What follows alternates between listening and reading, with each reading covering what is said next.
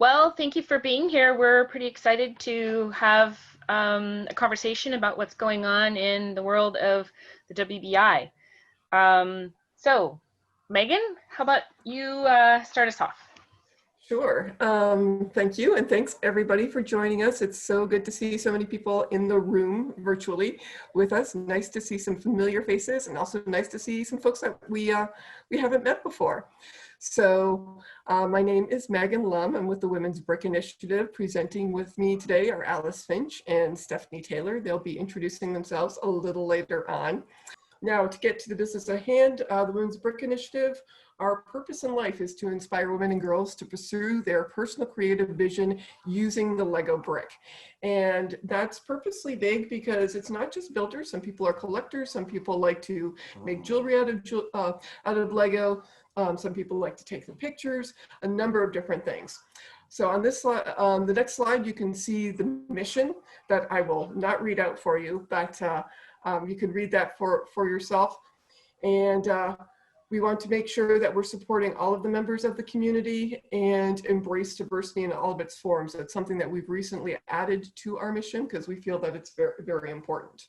Who we are, Alice, who will be presenting later, is the founder and director of WBI. I'm also one of the directors. I joined WBI probably about a year ago, and Jyoti Patel is one of our advisory board members who is helping us on a number of different projects.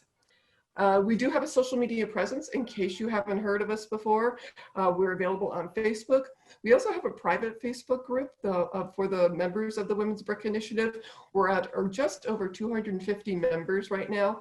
We are growing since we were giving a presentation similar to this at BRICS by the Bay a couple months ago, and we were only at 177 members then. So we've grown quite a few, by quite a bit in the last couple months or so. We also have presence on Instagram and Twitter and working on YouTube and Discord. Here's just a quick overshot of our goals. Just under 3 words, we look to inspire, support, and empower our community and encourage more women and girls to get involved in the Lego hobby. I'm going quickly through these slides because there's a couple things that we want to talk about. And I'll get into a little bit more detail in a couple slides, but how we do the inspire and support, we conduct workshops similar to this one. We do presentations at conventions, but we also teach how to do toy photography, how to build jewelry, do different building techniques. We do collaborative builds. This is an example of the collaborative build that we had of ducks at BRICS Cascade. For BrickCon, we had a WBI collaborative quilt, which happens to be the Zoom background that Deneen has on at this very session. If you can't get a good look at it there, you can go, and it's entered under the art section in the mock area for BrickCon. So I would really encourage everybody to go check that out. We do have virtual meetings. We're hosting our first virtual social hour in a couple weeks on October 7th at 7 p.m. Pacific. So if you need more details, you can check out our private Facebook group for that. And of course, the core of it all is that we are an advocate for women builders. And I mentioned I was rushing through these slides quickly is because we've had 5 interns over the course of the summer who I keep calling the Fabulous 5. We have one of them who's going to be presenting a little bit later, but they've been doing a lot of research for us. And today we wanted to share with you a couple of the projects that they've been working on over the course of the summer. The first one is going to be a female minifig timeline, and the other one is going to be an update of a minifig skin tone survey that was conducted at the beginning of the year. I'm going to go over the minifig timeline, and then I'll be handing it over to Stephanie and Alice to go over the survey. This is the female minifig timeline, and the reason that this was created is in 2018, Lego issued a timeline to celebrate the 40th anniversary of the minifig. And it was fantastic, but we felt that it was missing something, namely a lot of female representation. So we created our own history of the female minifig. And as you can see, the very first female minifig was created in 1978, was a nurse. It was one of the original set of 5 characters, and it was the only female minifig, just 2 months after the original minifig was created. And then a short 19 years later, the very first female head that was marked as a female was released. And as you can see, it's got I didn't know what it was at first, but those are the bangs to add a little bit more hair, as well as some lipstick. Then a few years later, the makeup got a little bit more refined, and the women got eyelashes. So you can see just by the little detail around the eyes, as well as, of course, the lipstick. 5 years later, we got even more detail. We had the first and so far only female with an updated eyes and nose. It's the one in the lower right. That was something that was produced for a series of sets called the Indian sub-theme, and it was to delineate certain racial characteristics. It was pretty short-lived, but it was the first one of its kind. We also had the first female head with eyebrows, as you can also see in the lower left. Okay, we're at 1998, and we had the first female in headgear, and the first female that has a head that's in a majority color other than yellow. And what I think is interesting about this one is, even though there's a slot for her eyes, the skin underneath is not yellow. It looks like it's one of the regular flesh tones, which we wouldn't see for another 6 years. In 2001, we had the first female with glasses, and also the first female modeled after a character who is Hermione, who's somebody who's turns out to be pretty important in the female minifig scheme of things. 2002, we had the first female with a smirk, and the first female that was coded as an older female. So they're getting to a little bit more age diversity. Then in 2004, we finally had what has been commonly known as Fleshies, but the first female in a flesh color other than yellow, as well as the first female without makeup.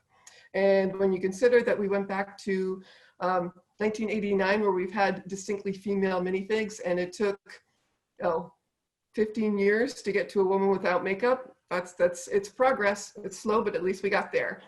And then in 2005, there was the first dual-headed female minifig head, which again was Hermione for Harry Potter. All right, the first time we had a female without black or white eyes was Katara from Avatar, The Last Airbender, and that was in 2006. And then the first female face that was dotted with smile was in the next year, in 2007. So, and also the first frowning one. So at least women were starting to get a little bit more range of expression, and providing a little bit more versatility, at least if you're looking for yellow or the pale nougat tones. So you weren't seeing anything in a woman of color yet. In 2010, we had the first quote unquote evil female face, as well as the first modified head. And it's interesting that the first color head is one of an alien or an evil person, as opposed to a woman of color. But that will come eventually. In 2012 was a pretty momentous year, because it was the year that Friends came out, and Friends had a pretty diverse skin tone selection for mini dolls. So you had the first mini doll of color released, as well as just at the same time as the first mini dolls. Okay, so 2013, it was our first person of color, female faced, who was an alien, and also the first mini doll with glasses, which is interesting because people with glasses are a pretty significant portion of the population, and you don't see a lot of minifigs, especially female minifigs, who have glasses that are just regular prescription glasses. You do see some with sunglasses, but I don't quite count those as being quite the same thing. We also had our first mini doll without makeup. So it only took a year in the mini doll scheme of things to go without makeup, which is an improvement over minifigs, where it took a lot longer than that. And then in 2014, we had our first female person of color minifig face. Yay! And it was a Storm from the X-Men, which is great. And then a couple years later, we got another person of color female face with that was not an exaggerated racial stereotype or anything with extreme makeup. So really ordinary people. And as it is, there's only about 10 or 12, actually no, it's 10 people of color female minifigs. So it's not a lot of range. We're slowly getting better, but considering they were introduced in 2016, there's lots of time to get better. In 2017, first female face in the medium nude color, and a first person of color who wasn't modeled after a character, which is, again, progress. And the first mini doll without a natural skin tone. In fact, I'm not even too sure where the yellow mini doll comes from. I'm used to the Friends and the Elf sets, but not so much this one. And the first mini doll with a smirk. And we're in 2020. We still have getting firsts. So we've had our first mini doll this year that has been tagged on BrickLink with quote unquote Asian eyes, as well as the first mini doll that has closed eyes. So if you're curious as to how minifigs and or female minifigs have been comparing over the years with others, in BrickLink, there's roughly 3,000 minifigure heads, and our interns have crunched the data and been able to share this graph of what that distribution of minifig heads are. So as you can see, roughly 2/3 of them are male, little under 20% are female, and something that's neither, which is something that could be used for either women or men or aliens or other assorted things that LEGO produces, is around 14%. So women take second place in this, but just barely. And for another contrast, which is interesting that we took a look at, is minifig heads over time, that you can take a look at the number of heads, unique heads that were made by year, and you can see how many were total, and that compared to how many of those heads that were female. So while the numbers are getting slightly better over the last several years, there's still a lot of work to do and a lot of progress to be made in that score. So that's a brief history of the female minifigs over time. I can see there's a few questions coming in with chat, so we'll take a look at those and see if we can answer them and save those to the end. But I want to make sure that we have plenty of time to talk about our minifig color survey. And to do that, I mentioned we had a fabulous 5 set of interns working with us over the summer. One of them is with us, Stephanie, and I'm going to turn this over to her to introduce what the survey was and what some of the results were. Hello, I'm Stephanie. I was one of WBI's interns this summer. I am a senior at Smith College, and I love this job. If you know anybody who likes LEGO, who likes research, Alice and Megan are the best, and I learned so much. So that's just, yeah. Okay, so I'm going to talk about one project we worked on over the summer, where if you look at the classic LEGO minifig, kind of what Megan was talking about, you see a lot of yellow, and that, going 40 years back, basically all the minifigs have been yellow, this yellow color that a lot of us are very familiar with. And that was a very conscious choice on LEGO's part. In a now deleted statement, LEGO said, quote, "We chose yellow because it is a neutral, quote unquote, skin tone. Nobody in real life has bright yellow skin, so LEGO minifigures don't represent a specific race or ethnicity, and nobody is left out," end quote. And then in 2018, Michael McNally, the brand relations manager, said that making minifigs yellow was a, quote, conscious choice because of their ethnically neutral skin tone.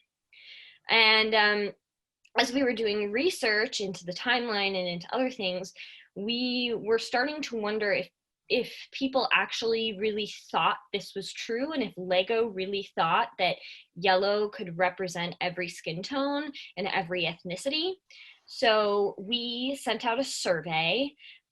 We posted it on BrickSet and Facebook and a couple of other places to LEGO fans all over. And we got nearly 5,000 responses. And in the survey, we asked just a couple of really basic questions: age, gender identity, ethnicity identity, and then we put the fleshies that LEGO has produced over the years, including yellow, and we said, which, if any of these, do you feel you see yourself represented in? you know, do you feel comfortable choosing yellow as a skin tone? Do you feel comfortable using dark brown as a skin tone, etc.? So this was sort of the ethnicity distribution we got, and as you can see, it is mostly white Caucasian. Again, it is important to note that respondents could choose more than one option. So biracial or mixed race people were able to choose white Caucasian and Latinx, and Black African American, or they were able to choose South Asian and Pacific Islander. And many did. Still, you know, it's pretty clear the data is skewed towards white respondents, which is probably indicative of a larger problem in the LEGO community. But we did feel we got a fair number of a lot of people who responded as people of color, as in people who chose something other than white Caucasian. So this is sort of the data we got from that. So distribution of flesh tones across all respondents. As you can see, yellow was the most commonly picked, followed by light nougat. And then you can see it basically drops in popularity or respondent numbers, depending in the darker skin tones. All of these, the colors represented here are the actual colors of the skin tone that LEGO produces.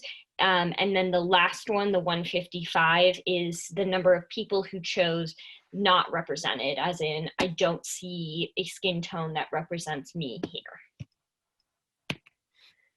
So, in terms of people who selected yellow, a lot of, we looked at white respondents first, Caucasian respondents, and this includes Caucasian respondents who also selected other races, as in biracial or mixed racial.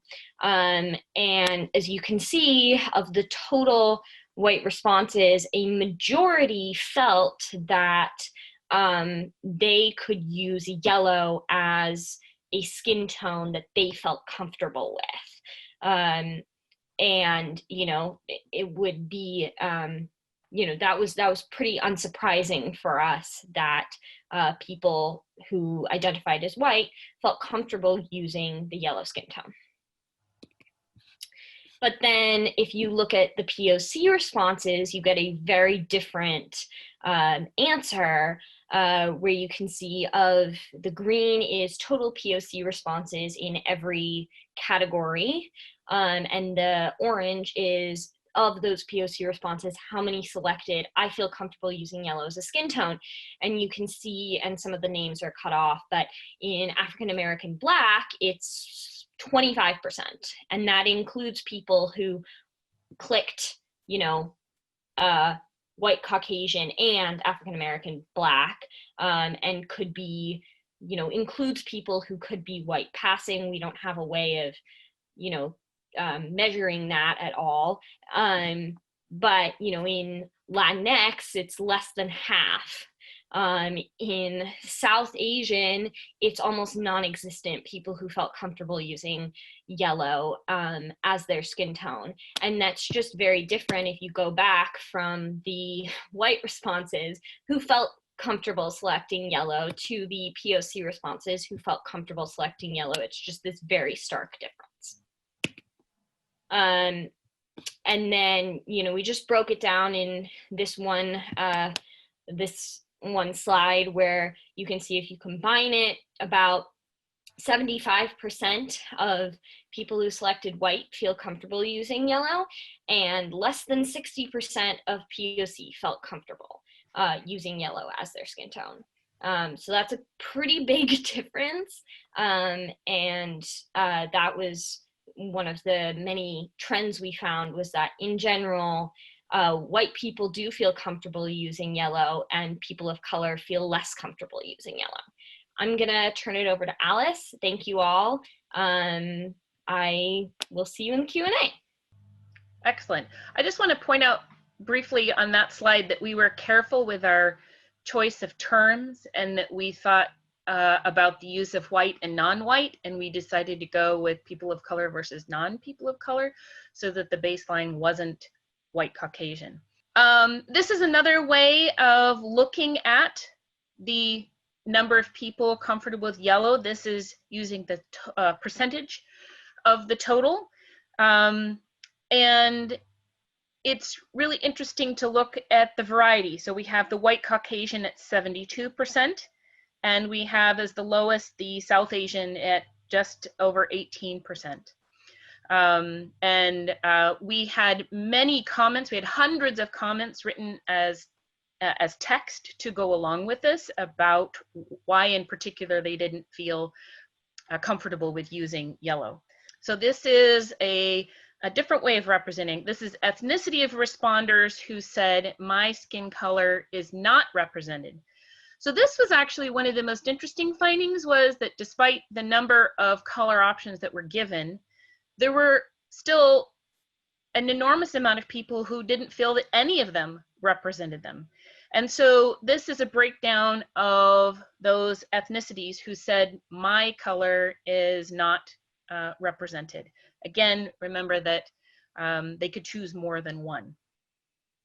So here we have white Caucasian, only 2% said their skin color wasn't represented.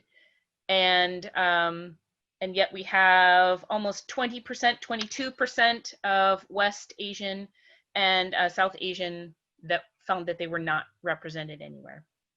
All of this research really led us to the idea of how do we do something about this? What can we change? What efforts can we do to help address this discrepancy between real life and yellow minifigs?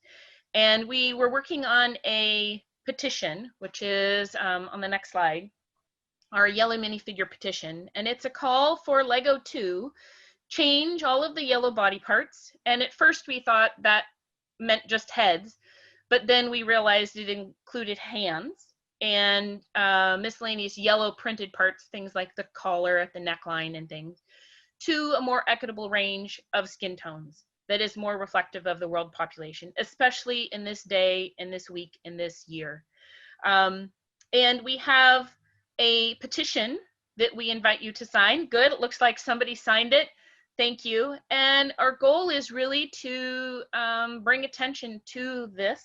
We have a short version of our text on the actual petition site, but we have an extensive, documented, researched version of it on our own website, which goes through every single bullet point that we have and gives examples of why we are, sort of the reasons why. And these are the 7 main points that we are calling out in the petition. One is, bias is absorbed consciously and unconsciously. Yellow minifigs teach us that light-skinned people are the default and the dominant population. If we go way back to one of the earlier slides about the frequency of yellow minifigs, I think that becomes fairly obvious fairly quickly. 2, white people see yellow as equivalent to themselves. People of color do not. We saw that in our survey of the skin colors, the minifig skin colors. White people are perfectly happy to use yellow in general. People of color not so convinced that's a good option. Number 3, yellow is not neutral and never was. Using yellow to represent skin color has baggage.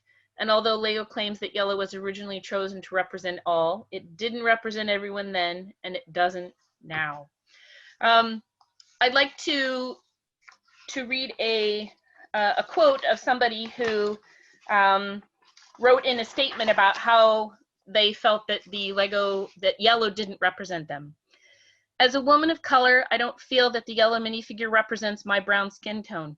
Having grown up watching the Simpsons cartoon, like billions of other people around the world, white people in that show are represented by yellow. Black and brown people are represented with black and brown characters. The official LEGO position on this, that yellow represents all colors, while also manufacturing different color minifig heads for licensed part, is confusing and quite frankly racist. It fails to acknowledge the usage of yellow in popular culture around the world as a white construct. It is this ignorant oversight that maintains the exclusion of diverse people in the LEGO community. I understand that systemic bias and belief systems are very hard to overcome and change for the better. However, manufacturing minifig heads of different colors would be a simple way to apply inclusive practices and positively impact millions of people around the world. Let's see, yellow minifigs are coded as white. I think we have specific evidence this in our document about facial features and things, including the most recent of Mulan with the Asian eyes. Number 5, the value of using a range of skin tones is evident in other things like Duplo and Friends and BrickHeads, where a range of skin tones is standard. Number 6, parts that could be used to build ethnically diverse minifigs are extremely limited and are often disrespectfully used. The fact that we only have 10 brown female heads in reddish brown is testament to how hard it is to actually achieve diversity, even when people are making a concerted effort to try and have it present in the models. Number 7, builders want variety, and it's hard to do. It's hard to achieve that. Would you like to be a part of this kind of research and projects that we're doing? We are always in need of help. And some of the ways that you can do that are in categories of social media and our website, organizing collaborations like Danine. She initiated the Quilt Project, and that was fabulous. Businesses, we're trying to work on some kind of sponsorship model because we do have expenses and yet we don't have any income. And being a coordinator for WB projects and events, especially if you live in other parts of the world where we are not physically present. And since online events are the norm now. And any other ideas you may have on things that we haven't thought of yet. Before we get to the questions, there's one more slide with 2 important links on it. The first is a member survey. We're working on features of our website where we will have the ability for you as members of the WBI to put some information about yourself. We have a form where you can fill out as many of the questions on our survey as you would like, and then we will work to put that up as a way of highlighting our membership and our diversity and our inclusivity. The second link here is to the minifig petition. This is to the change.org site, where it just has the 7 bullet points and an opportunity for you to sign. And now we are open to questions. Do we have any questions in the chat? I haven't been monitoring it, so I'm not sure. There's just one, and it was somebody who was asking about the 1998 head that was mentioned on the minifig timeline, and I believe that was for a character named Katara, which was part of in Avatar: The Last Airbender. And I can, if you give me a couple minutes, I can look it up and see if I can find what set it was in. I think she was talking about the blue head from 1998. Yes. Yeah. I see. Did LEGO begin the yellow skin tone for all? So interestingly enough, on minifigs, it was always yellow, or it started out yellow, but not in Duplo. So Duplo pretty much has always been skin colors, except for the very first ones, which in fact were white. So white, kind of white. And I think there was maybe 2, if I'm remembering correctly, there were 2 of the Duplo figs that didn't move. They have sort of a square base and then a head on top, so no arms, no moving legs. The very first one was white, and then they went to skin tones after that. What colors should be used that aren't available? You mean in terms of the head survey, what colors could be used? Well, actually there is Nougat, I believe, is only, or maybe it was medium brown. Medium brown only has 1 head that was ever made in it, and it's a slightly paler brown than reddish brown. And it would be a fabulous skin tone to use, but it was only one head, and then they moved away to it.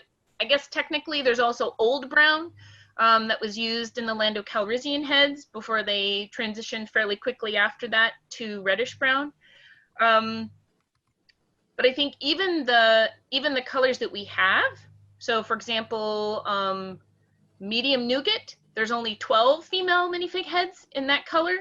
So simply expanding the use or the availability of the ones that we already have, I think would do wonders. If you take the 10 in reddish brown and you remove the 6 that are angry, you only have 4. And if you start with the 12 in medium nougat and you remove, I can't remember how many of those are angry, but a portion, angry and have sort of extensive makeup that makes them not an everyday kind of head. You really only have, you know, count them on both your fingers how many heads we have available. So I'm not sure that the possibility of adding additional colors is as realistic as simply getting the colors that we have manufactured in quantity and in variety is possible.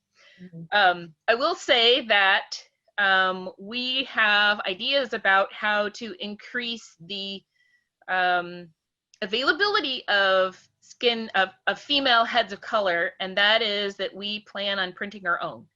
And I have an enormous bin of medium nougat and reddish brown heads that will shortly become female faces, and that one of the projects that we have is to figure out what faces are most in need.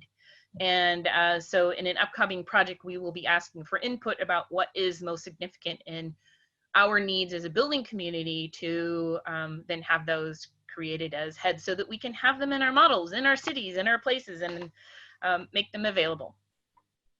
All right, another question I'm seeing is, what does one need to do to become a part of WBI? Well, Megan, do you want to answer that question? Sure. You can drop us an email, like us on Facebook, follow us on Instagram. The place where we have the most interaction and chat and welcome most new members is to go find our private Facebook group. If you just search for Women's Brick Initiative members on Facebook, you'll be able to find us. We ask a couple of questions, which are pretty basic, but then you'll be in and you'll be able to see everything that we're working on right now. For example, even as people were building the squares for the quilt that Deneen put together for us, we were super excited to see what the final product would look like because we were seeing all these awesome squares show up there in the group over time. So I would say that's the best way to find us and interact with us. And you can come to one of our socials, which we're having the first one of those coming up October 17th. We're having it at 7 p.m. Pacific time. And we did that for a couple of reasons. It's somewhat accessible for most people in the US, but we're going to be having some members from India as well as the Philippines join us for that social. We recognize it's a little late/early in the morning for the folks in Europe. So I think we might be looking at doing another social that's a little more European friendly. And we'll publicize that on our Instagram and Facebook pages as well. I do see the question, what can allies do to raise women's voices in general and WBI specifically? I have a couple ideas. One is when you see something that doesn't feel right, that you say something. And maybe that means you notify WBI and say, hey, this makes me uncomfortable. We are a community of support. And what often happens is that we can show our support in numbers. For example, there have been some recent partnerships that Lego has done with other companies such as Levi's and Adidas, but neither of those has either supported the women's side of that partnership or been terribly positive. The Levi jacket is called the ex-boyfriend trucker jacket. So when things are not, don't feel right, don't sit right, let us know and sort of let the community know. Likewise, make sure that when you see a woman present in something, whether that's at a convention or sharing on AFLs of Facebook, also provide your support there. Let her know that there are other women out there. I think one of the most important things, just looking at this community here on this session, seeing all of your faces and knowing who you are and saying, oh, okay, this is good. I mean, that has positive ramifications. We try to go to at least several conventions a year. Sometimes it's the same, sometimes it's different. Last year I was at, what was it, 5 different countries doing WBI presentations. So part of it is simply spreading the word, letting your other friends who may be interested in Lego, letting them know about us so that we can reach out to other locations, right? These women in the Philippines, I met them in Japan, and now we have a fantastic relationship with their sort of women's subgroup of the Philippine Lug. Anything else, Megan? Stephanie, to add to that? I would just say another just really important thing is to just do everything you can to get young girls and all people, but especially young girls, into Lego. You know, I see a lot of kids and a lot of parents gendering Lego towards boys, you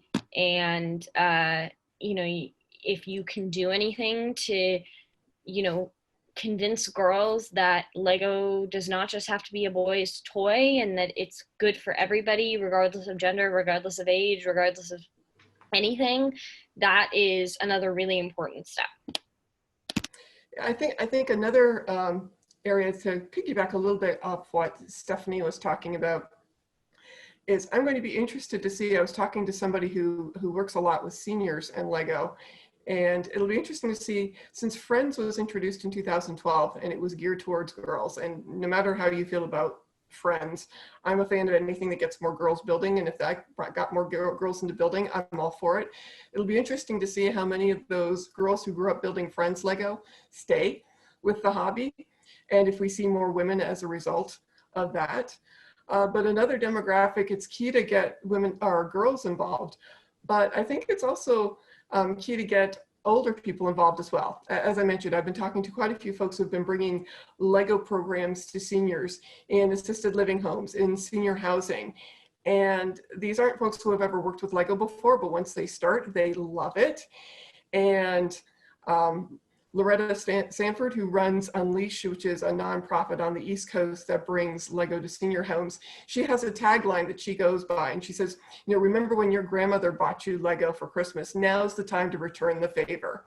So maybe think about like the more mature adults in your life and see if they might be interested in something like that, and start them out on Lego too.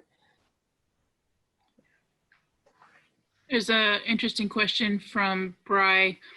She says, I'm having trouble framing this question properly, but let me throw this out in a very rough state. Where do we look for equitable representation without preferring one culture over another? Racial representation will vary by region of the world, so which region's diversity should Lego be looking at? It's a really good question. I think it may be a phased approach.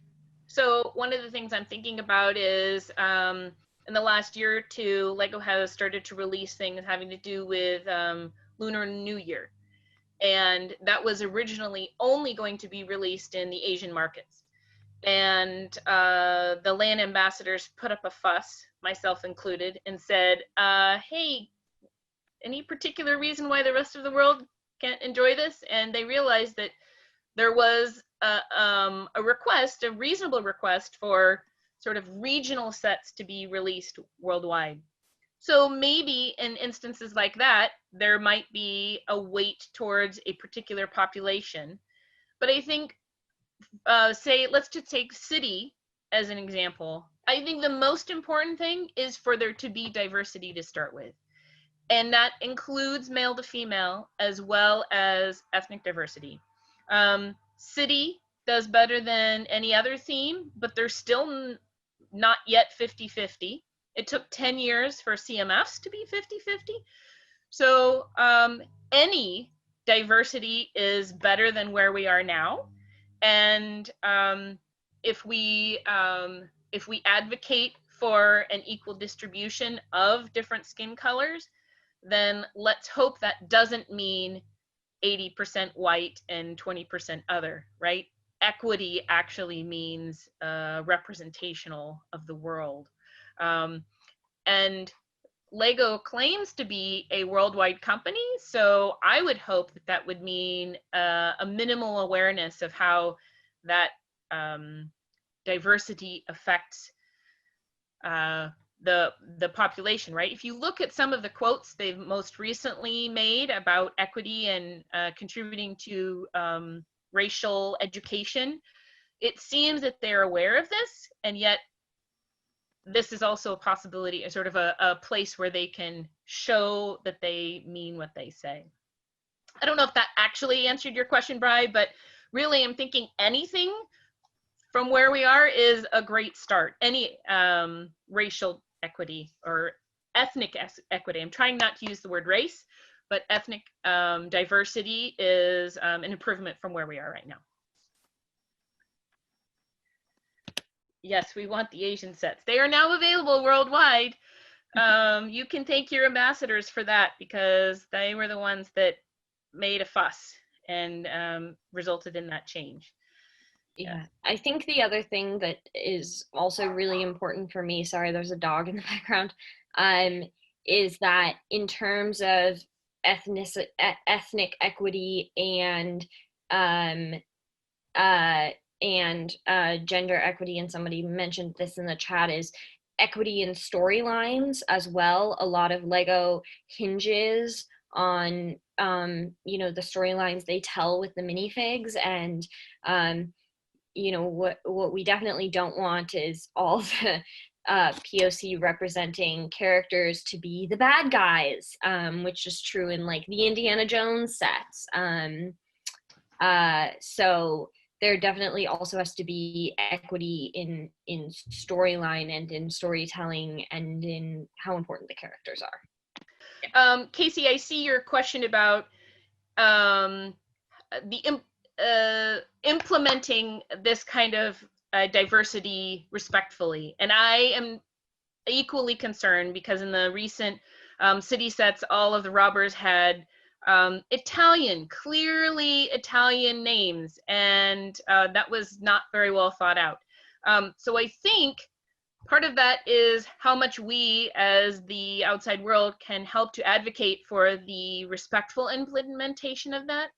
And part of that is that Lego is actually listening to what we are talking about. We have a direct line to Lego, and they're listening and paying attention to the research that we're doing and what we're talking about. And they know that this is sort of a big topic, and they're interested in making a certain amount of change focused on it. So we have their ear. We don't know how much change that can actually affect, but we do know that they're paying attention to what the WBI is doing.